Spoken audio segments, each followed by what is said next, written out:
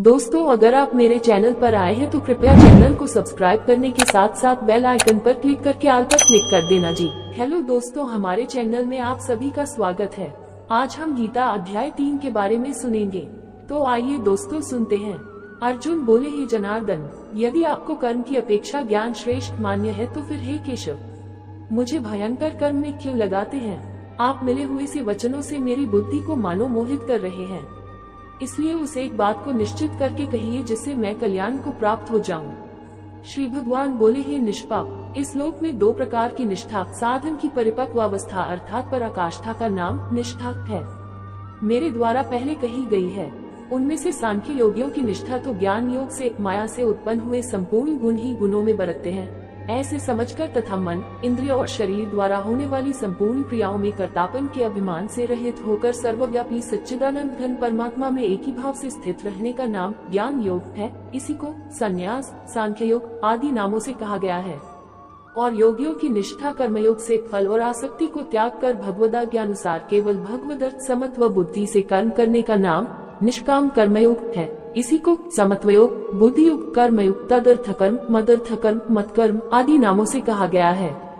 होती है मनुष्य न तो कर्मों का आरंभ किए बिना निष्कर्मता, जिस अवस्था को प्राप्त हुए पुरुष के कर्म अकर्म हो जाते हैं अर्थात फल उत्पन्न नहीं कर सकते, उस अवस्था का नाम निष्कर्मता है। को यानी योग निष्ठा को प्राप्त होता है और न कर्मों के केवल त्याग मात्र से सिद्धि यानी सांख्य निष्ठा को ही प्राप्त होता है। निसंदेह कोई भी मनुष्य किसी भी काल में क्षण मात्र भी बिना कर्म किए नहीं रहता, क्योंकि सारा मनुष्य समुदाय प्रकृति जनित गुणों द्वारा परवश हुआ कर्म करने के लिए बाध्य किया जाता है। जो मूढ़ बुद्धि मनुष्य समस्त इंद्रियों को हठपूर्वक ऊपर से रोककर मन से उन इंद्रियों के विषयों का चिंतन करता रहता है, वह मिथ्याचारी अर्थात दम्भी कहा जाता है। किंतु हे अर्जुन, जो पुरुष मन से इंद्रियों को वश में करके अनासक्त हुआ समस्त इंद्रियों द्वारा कर्मयोग का आचरण करता है, वही श्रेष्ठ है। तू शास्त्र विहित कर्तव्य कर्म कर, क्योंकि कर्म न करने की अपेक्षा कर्म करना श्रेष्ठ है तथा कर्म न करने से तेरा शरीर निर्वाह भी नहीं सिद्ध होगा। यज्ञ के निमित्त किए जाने वाले कर्मों से अतिरिक्त दूसरे कर्मों में लगा हुआ ही यह मनुष्य समुदाय कर्मों से बढ़ता है। इसलिए हे अर्जुन, तू आसक्ति से रहित होकर उस यज्ञ के निमित्त ही भली भांति कर्तव्य कर्म कर। प्रजापति ब्रह्मा ने कल्प के आदि में यज्ञ सहित प्रजाओं को रचकर उनसे कहा कि तुम लोग इस यज्ञ द्वारा वृद्धि को प्राप्त हो और यह यज्ञ तुम लोगों को इच्छित भोग प्रदान करने वाला हो। तुम लोग इस यज्ञ द्वारा देवताओं को उन्नत करो और वे देवता तुम लोगों को उन्नत करें। इस प्रकार निस्वार्थ भाव से एक दूसरे को उन्नत करते हुए तुम लोग परम कल्याण को प्राप्त हो जाओगे।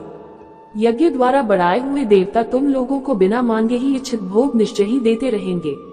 इस प्रकार उन देवताओं द्वारा दिए हुए भोगों को जो पुरुष उनको बिना दिए स्वयं भोगता है, वह चोर ही है। यज्ञ से बचे हुए अन्न को खाने वाले श्रेष्ठ पुरुष सब पापों से मुक्त हो जाते हैं, और जो पापी लोग अपना शरीर पोषण करने के लिए ही अन्न पकाते हैं, वे तो पाप को ही खाते हैं। संपूर्ण प्राणी अन्न से उत्पन्न होते हैं। अन्न की उत्पत्ति वृष्टि से होती है, वृष्टि यज्ञ से होती है और यज्ञ विहित कर्मों से उत्पन्न होने वाला है। कर्म समुदाय को तू वेद से उत्पन्न और वेद को अविनाशी परमात्मा से उत्पन्न हुआ जान। इससे सिद्ध होता है कि सर्वव्यापी परम अक्षर परमात्मा सदा ही यज्ञ में प्रतिष्ठित है। हे पार्थ, जो पुरुष इस लोक में इस प्रकार परंपरा से प्रचलित सृष्टि चक्र के अनुकूल नहीं बरतता अर्थात अपने कर्तव्य का पालन नहीं करता, वह इंद्रियों द्वारा भोगों में रमन करने वाला पापायु पुरुष व्यर्थ ही जीता है। परंतु जो मनुष्य आत्मा में ही रमन करने वाला और आत्मा में ही तृप्त तथा आत्मा में ही संतुष्ट हो, उसके लिए कोई कर्तव्य नहीं है। उस महापुरुष का इस विश्व में न तो कर्म करने से कोई प्रयोजन रहता है और न कर्मों के न करने से ही कोई प्रयोजन रहता है, तथा संपूर्ण प्राणियों में भी इसका किंचन मात्र भी स्वार्थ का संबंध नहीं रहता।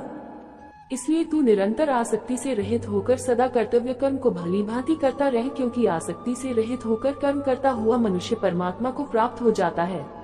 जनकादि ज्ञानी जन भी आसक्ति रहित कर्म द्वारा ही परम सिद्धि को प्राप्त हुए थे। इसलिए तथा लोक संग्रह को देखते हुए भी तू कर्म करने के ही योग्य है, अर्थात तुझे कर्म करना ही उचित है।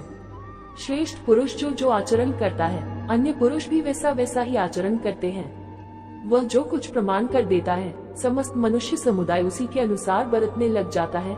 यहाँ क्रिया में एकवचन है, परंतु लोक शब्द समुदायवाचक होने से भाषा में बहुवचन की क्रिया लिखी गई है। हे अर्जुन, मुझे इन तीनों लोकों में न तो कुछ कर्तव्य है और न कोई भी प्राप्त करने योग्य वस्तु अप्राप्त है, तो भी मैं कर्म में ही बरतता हूँ।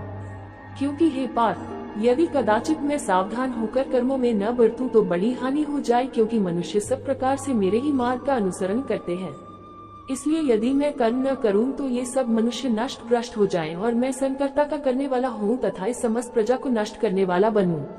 हे भारत, कर्म में आसक्त हुए अज्ञानी जन जिस प्रकार कर्म करते हैं, आसक्ति रहित विद्वान भी लोक संग्रह करना चाहता हुआ उसी प्रकार कर्म करे। परमात्मा के स्वरूप में अटल स्थित हुए ज्ञानी पुरुष को चाहिए कि वह शास्त्र विहित कर्मों में आसक्ति वाले अज्ञानियों की बुद्धि में भ्रम अर्थात कर्मों में अश्रद्धा उत्पन्न न करे, किंतु स्वयं शास्त्र विहित समस्त कर्म भली भांति करता हुआ उनसे भी वैसे ही करवाए। वास्तव में संपूर्ण कर्म सब प्रकार से प्रकृति के गुणों द्वारा किए जाते हैं, तो भी जिसका अंतःकरण अहंकार से मोहित हो रहा है, ऐसा अज्ञानी मैं करता हूँ ऐसा मानता है। परंतु हे महाबाहो, गुण विभाग और कर्म विभाग त्रिगुणात्मक माया के कार्य रूप 5 महाभूत और मन, बुद्धि, अहंकार तथा 5 ज्ञानेन्द्रियां, 5 कर्मेंद्रियां और शब्दादि 5 विषय, इन सब के समुदाय का नाम गुण विभाग है और इनकी परस्पर की चेष्टाओं का नाम कर्म विभाग है। कि तत्व उपर्युक्त गुण विभाग और कर्म विभाग से आत्मा को पृथक अर्थात निर्लेप जानना ही इनका तत्व जानना है। को जानने वाला ज्ञान योगी संपूर्ण गुण ही गुणों में बरत रहे हैं ऐसा समझकर उनमें आसक्त नहीं होता। प्रकृति के गुणों से अत्यंत मोहित हुए मनुष्य गुणों में और कर्मों में आसक्त रहते हैं। उन पूर्णतया न समझने वाले मंदबुद्धि अज्ञानियों को पूर्णतया जानने वाला ज्ञानी विचलित न करे। मुझ अंतर्यामी परमात्मा में लगे हुए चित्त द्वारा संपूर्ण कर्मों को मुझ में अर्पण करके आशा रहित, ममता रहित और संताप रहित होकर युद्ध कर। जो कोई मनुष्य दोष दृष्टि से रहित और श्रद्धायुक्त होकर मेरे इस मत का सदा अनुसरण करते हैं, वे भी संपूर्ण कर्मों से छूट जाते हैं। परंतु जो मनुष्य मुझ में दोषारोपण करते हुए मेरे इस मत के अनुसार नहीं चलते हैं, उन मूर्खों को तू संपूर्ण ज्ञानों में मोहित और नष्ट हुए ही समझ। सभी प्राणी प्रकृति को प्राप्त होते हैं अर्थात अपने स्वभाव के परवश हुए कर्म करते हैं। ज्ञानवान भी अपनी प्रकृति के अनुसार चेष्टा करता है, फिर इसमें किसी का हट क्या करेगा। इंद्रिय के अर्थ में अर्थात प्रत्येक इंद्रिय के विषय में राग और द्वेष छिपे हुए स्थित हैं।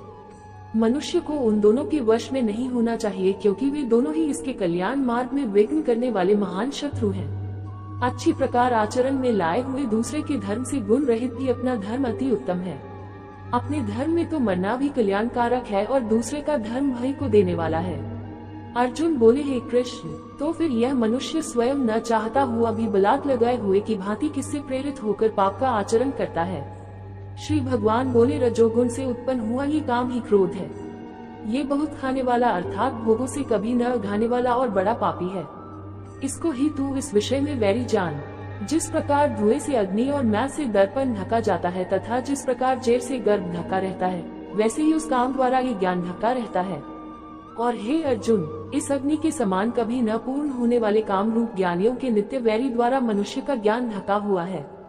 इंद्रियां, मन और बुद्धि ये सब इसके वासस्थान कहे जाते हैं। ये काम इन मन, बुद्धि और इंद्रियों द्वारा ही ज्ञान को आच्छादित करके जीवात्मा को मोहित करता है। इसलिए हे अर्जुन, तू पहले इंद्रियों को वश में करके इस ज्ञान और विज्ञान का नाश करने वाले महान पापी काम को अवश्य ही बलपूर्वक मार डाल। इंद्रियों को स्थूल शरीर से पर यानी श्रेष्ठ, बलवान और सूक्ष्म कहते हैं। इन इंद्रियों से पर मन है, मन से भी पर बुद्धि है और जो बुद्धि से भी अत्यंत पर है वह आत्मा है। इस प्रकार बुद्धि से पर अर्थात सूक्ष्म, बलवान और अत्यंत श्रेष्ठ आत्मा को जानकर और बुद्धि द्वारा मन को वश में करके ही महाबाहो, तू इस कामरूप दुर्जय शत्रु को मार डाल। उम्मीद करते हैं दोस्तों, आपको ये गीता ज्ञान अध्याय 3 सुनने में अच्छा लगा होगा। इसी के साथ विदा लेते हैं दोस्तों। जय श्री कृष्ण जी।